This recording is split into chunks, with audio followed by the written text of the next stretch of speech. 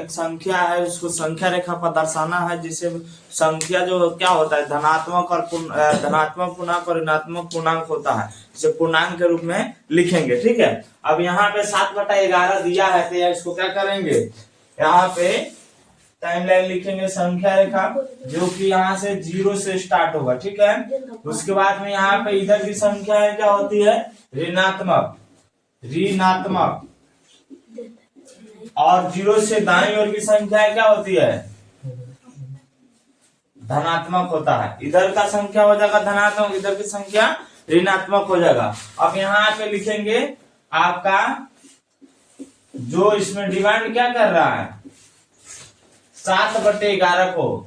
ठीक है, अब यहाँ पे क्या कर देंगे हर में हमारा 11 हो जाएगा। जैसे मैं यहाँ पे लिखे हैं तो ये हमारा कितना हो जाएगा, ये अंश हो जाएगा और ये हमारा हर हो जाएगा। जैसे हम यहाँ 7/11 लिखे हैं तो ये हमारा अंश, ये हमारा हर, तो हर इसमें सब सेम रहेगा। पहले 1 लिखते हैं,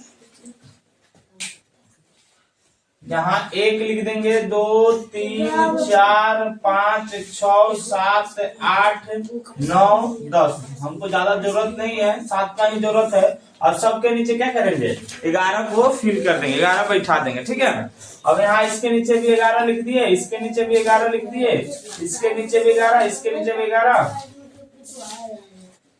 11 इसे लिखते जाएंगे।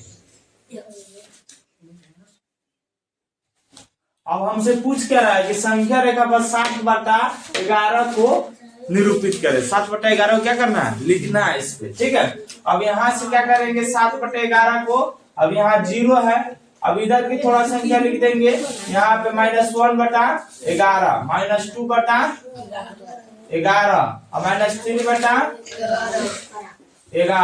अब ये क्या हो कि इस इधर की संख्या का हमको जरूरत नहीं, अगर माइनस का कहता था इधर चलते 0 के दाएं तरफ बाएं तरफ। ठीक है, और यहाँ प्लस की कहा था दाहिने तरफ इधर चलेंगे। ठीक है, तो इधर की दूरिया धनात्मक, इधर की दूरिया ऋणात्मक हो गया। अब यहाँ से कह रहा है संख्या रेखा पर क्या कर रहा है, यहाँ 7/11 को दर्शाना है, तो 7/11 पहले जाएंगे यहाँ पे, ये हो गया हमारा 7/11। ठीक है, ये संख्या हमारा क्या हो गया 7/11 आ गया। ठीक है, अब चलिए अगले क्वेश्चन की तरफ चलते हैं।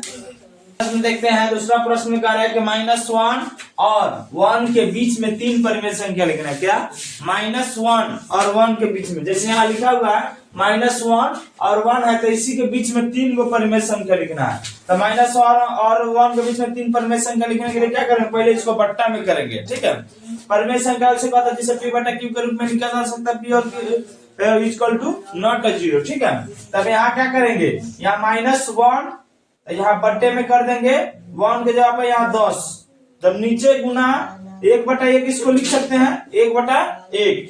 इधर भी 10 से गुना करेंगे, इधर भी 10 से गुना करेंगे, तो हमारा क्या बचेगा -10/10 हो जाएगा।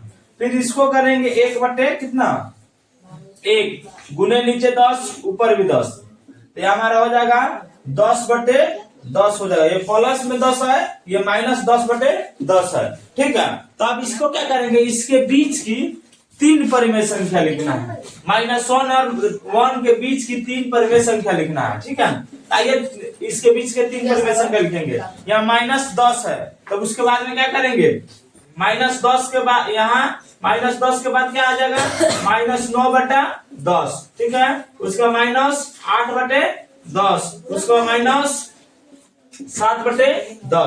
तो यहाँ 3 परिमेय संख्या आ गया। फिर उसके बाद में और 4 5 पूछा रहता, तो यहाँ पे अलग लिखते चले जाते, 6 पर -6 -4 -5 ऐसे करके लिखते चले जाते हैं। -5 और 8 के बीच में 3 परिमेय संख्या को निकालना है। तो सबसे पहले हम लिखेंगे -5।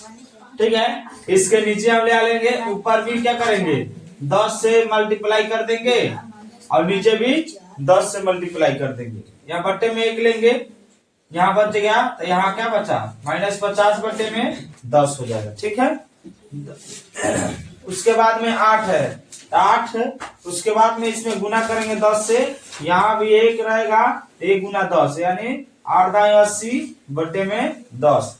अब इसके बीच में हम लिख सकते हैं, यहाँ लिखेंगे -5 और -5 और 8 के बीच कितने परिमेय संख्या लिखना है? 3 परिमेय संख्या लिखना है।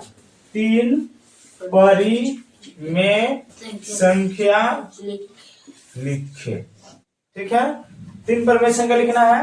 तब यहाँ लिख देंगे -50 के बाद में क्या हो जाएगा? -50 के बाद में -49 हो जाएगा, बटे में कितना? 10। उसके बाद में क्या कर देंगे? -45 लिख देंगे, बटे में 10, -40 लिख देंगे, 40 लिख देंगे, बटे में 10, ठीक है। इस तरीके से मतलब लाइन से भी लिख सकते हैं, -49 माइनस आपका 45 -40 -30 कुछ भी, ठीक है। यहाँ 80 तक ले लिख सकते हैं, ठीक है। उसके बाद में दूसरा ये तरीका हो सकता है, क्या कर सकते हैं आप, इसको लघुत्तम निकाल लीजिएगा, ठीक है। उसके बाद में उस